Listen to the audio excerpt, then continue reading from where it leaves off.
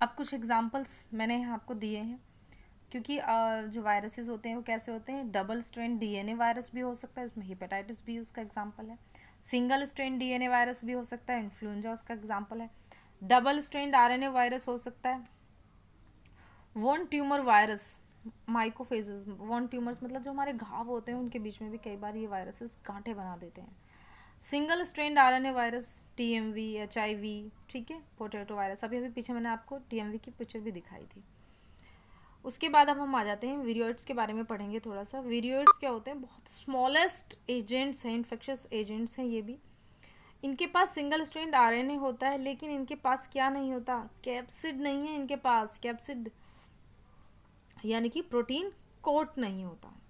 टियोडेनियर ने इनको डिस्कवर किया था, और ये क्या करते हैं, ये प्लांट के अंदर एक डिजीज़ प्रोड्यूस कर सकता है, उसका कॉज बन सकता है, जिसे हम पोटैटो स्पिंडल ट्यूबर डिजीज़ के नाम से भी जानते हैं।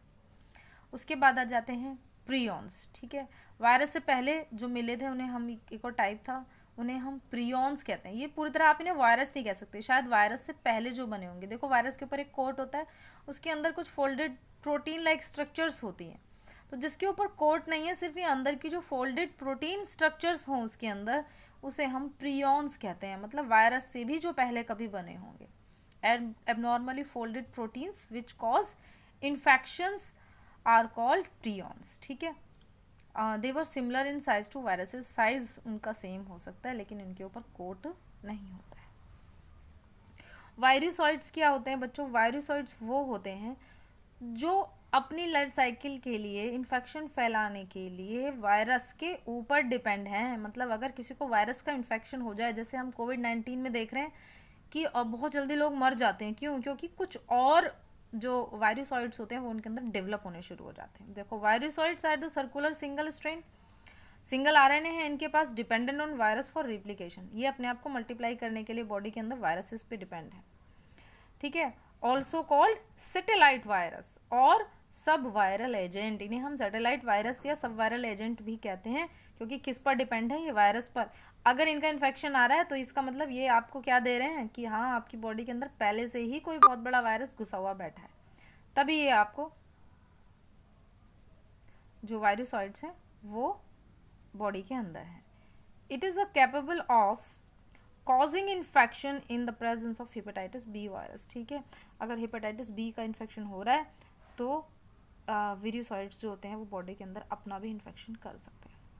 अब इस चैप्टर का लास्ट टॉपिक बचा है लाइकेंस। लाइकेंस आपको पता ही है, ये हमने 8th में भी पढ़े, 7th में भी पढ़े कि एल्गी और फंगल के बीच में एक सिम्बायोटिक रिलेशनशिप होता है जो लाइकेंस होता है, ठीक है। और लाइकेन से हम लिटमस पेपर भी बनाते हैं, ये भी आपको पता ही होगा। सिम्बायोटिक रिलेशनशिप क्या होती है, जिसमें कोई भी दो ऑर्गेनिज्म एक दूसरे के साथ तो रहेंगे लेकिन एक दूसरे को कोई भी नुकसान नहीं पहुंचाएंगे, एक दूसरे का फायदा करेंगे।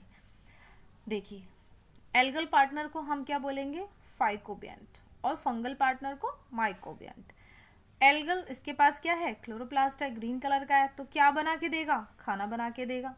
वो फंगस क्या प्रोवाइड करेगा, प्रोटेक्शन प्रोवाइड करेगा और हेल्प करता है कि जो इनकी सिम्बायोसिस रिलेशनशिप है कि जिसके ऊपर वो चिपका हुआ है वहाँ से वो न्यूट्रिएंट और वाटर को एब्जॉर्ब करके एल्गी को दे।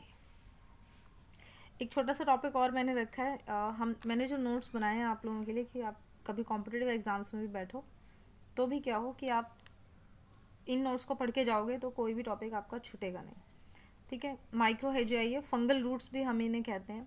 ये भी एक सिम्बायोटिक एसोसिएशन होती है फंगस और रूट ऑफ हायर प्लांट्स में, ठीक है। जैसे आपने पढ़ाई होगा राइजोबियम वगैरह के बारे में। Roots lack cap and root hair, इनके पास क्या होता है बच्चों कि जो हमारे अभी नेक्स्ट चैप्टर आएंगे उसमें हम पढ़ेंगे कि रूट हेयर्स क्या होते हैं या रूट कैप्स क्या होती हैं। कि रूट हेयर्स तो वाटर वगैरह एब्जॉर्ब करते हैं और रूट कैप जो होती है उसे आगे बढ़ने के लिए प्रोटेक्शन देती है, उनके पास ये नहीं होता। तो फंगल क्या होता है, वो उनके साथ एसोसिएशन कर लेता है प्लांट्स के साथ में, ठीक है। और बहुत सारे फंगस उनके प्लांट्स के अंदर रहने शुरू हो जाते हैं, तो उनको क्या करके देते हैं कि वो उनको वाटर और न्यूट्रिएंट्स कुछ एब्जॉर्ब करके देते हैं और उनके पास रहने के लिए क्या हो जाती है, जगह मिल जाती है। फंगस को रूट्स में रहने के लिए जगह मिल गई और फंगस ने उनको क्या दे दिया, वाटर और न्यूट्रिएंट एब्जॉर्ब करके दे दिया, क्योंकि उनके पास रूट हेयर्स और रूट कैप नहीं है। तो ये भी क्या है, अपने आप में एक सिम्बायोटिक एसोसिएशन है जिसको हम माइक्रोहेजियाई कहते हैं, या उन्हें हम फंगल रूट भी कहते हैं। तो आपका चैप्टर आज ये कंप्लीट हो गया। होप सो आपको वायरस अच्छे लगे होंगे पढ़ने में। आप चाहो तो बहुत सारी एक स्पेशल सेशन हम रख सकते हैं जिसमें हम कोविड-19 के ऊपर ही एक छोटा सा नोट्स मैं आपको बनाऊँ और पढ़ा दूँगी कि कोविड-19 क्या है।